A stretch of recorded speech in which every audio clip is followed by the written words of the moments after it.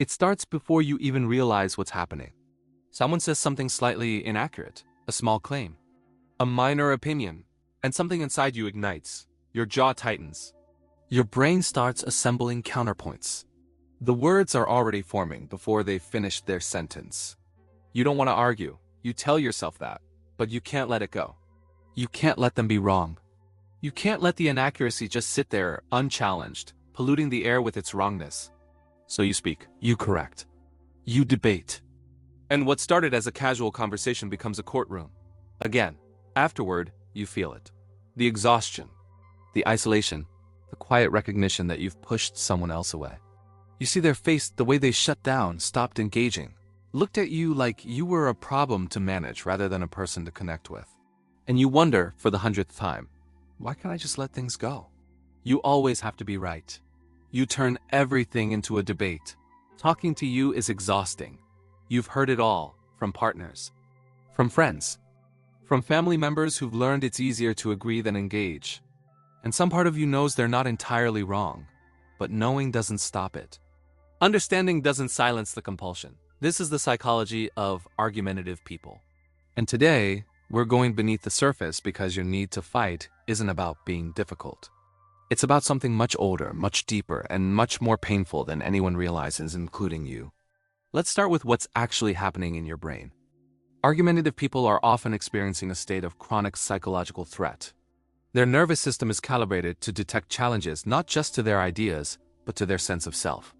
When someone disagrees, it doesn't register as a difference of opinion. It registers as an attack. This is called ego threat sensitivity. For most people, being wrong is uncomfortable but tolerable. For you, being wrong feels dangerous. It triggers the same neural pathways as physical threat. Your amygdala fires. Cortisol floods your system.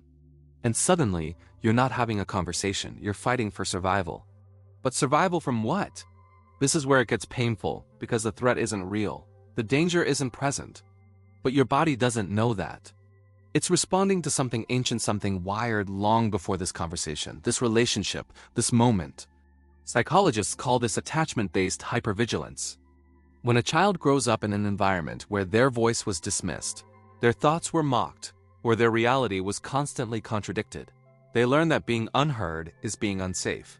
Maybe you had a parent who always had to be right, who argued you into silence, who made you feel stupid for having a different perspective. Maybe you grew up in chaos, a household where the loudest voice won, where aggression was the only language that got results, where backing down meant disappearing entirely. Maybe your opinions were never asked for. Or worse, they were asked for and then demolished, publicly, repeatedly, until you learned that if you didn't defend your mind, no one else would. So you became a fighter, not because you wanted to, because you had to. The tragedy is this: the argumentativeness that once protected you is now isolating you. The walls you built to survive childhood are now the walls keeping love out. As you grow older, the symptoms become more sophisticated but no less destructive. You might find yourself correcting people compulsively, even on trivial matters that don't affect anything. The date of an event, the name of an actor, the precise wording of something someone said. It doesn't matter. Being accurate feels like being safe. You might notice that you can't let an argument end until you've won, even when you're tired, even when the other person has clearly checked out. Something in you refuses to stop until they concede, or until you've then made your point so thoroughly that their silence feels like surrender. You might experience physical agitation when someone disagrees with you, a tightness in your chest, heat in your face, the sensation of being cornered even when you're perfectly free. You might argue with people you actually agree with, finding minor points of contention just to have something to push against. It's not about the content, it's about the friction, the engagement, the proof that you exist and your mind matters. You might replay arguments for hours, days, even weeks afterward, refining your points, imagining what you should have said, winning the battle in your head that you're not sure you won in reality. And worst of all, you might watch relationships deteriorate and not know how to stop it. Partners leave. Friends distance themselves. Colleagues avoid you. And you're left wondering why no one can handle a simple debate. But it's not simple. And they're not weak. They're exhausted. Because what feels like intellectual engagement to you often feels like combat to them. So why can't you stop? Because for you, the argument is never just about the argument. Every debate is a proxy war for something deeper. It's about being heard, being respected, being validated. It's about proving that your mind is sharp, your perspective matters, your existence is justified. Psychologists identify this as cognitive self-worth contingency. Your sense of value became fused with being right. Somewhere in childhood, you learned that intelligence was your currency, that winning arguments was how you earned respect, that your brain was the only reliable asset you had. So now every disagreement becomes an audit. Every counterpoint becomes a threat.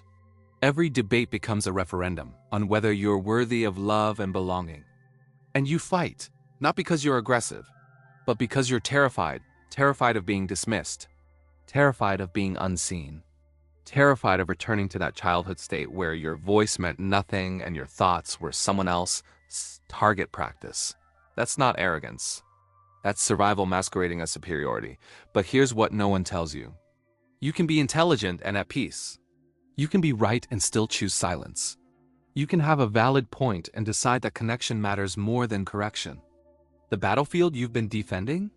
It doesn't need you anymore. The war ended years ago. But your nervous system never got the message. This is where healing begins. Not by silencing yourself, but by asking different questions. What am I really fighting for right now? Is this about the topic, or is this about being heard? What would happen if I let them be wrong? Would I actually lose something, or would it just feel that way? What am I afraid of if I don't argue this point? These questions aren't comfortable. They'll expose needs you've spent decades defending against. The need to matter, the need to be respected, the need to know that your thoughts have weight in the world. And once you see those needs, you can start meeting them differently. Not through combat, but through connection. Not through winning, but through witnessing. You can tell someone, I really need to feel heard right now, instead of launching into a debate that's actually a cry for validation. You can pause before speaking and ask yourself, am I trying to connect or trying to conquer? You can let someone be wrong and discover that your worth remains intact, that being right was never the source of your value, that you are enough even when silent. Carl Jung wrote, everything that irritates us about others can lead us to an understanding of ourselves. Your argumentativeness is not a character flaw to eliminate. It's a messenger. It's telling you where the wounds are. It's showing you what still needs healing. So if you're someone who can't stop fighting, hear this. You are not too much. You are not exhausting. You are not impossible to love. You are someone who learned early that your voice had to fight for space, that your mind was your only defense, that if you didn't argue your existence, you'd be erased. But you're not that child anymore. The people who dismissed you no longer hold power over your reality. The home that required combat is no longer your home.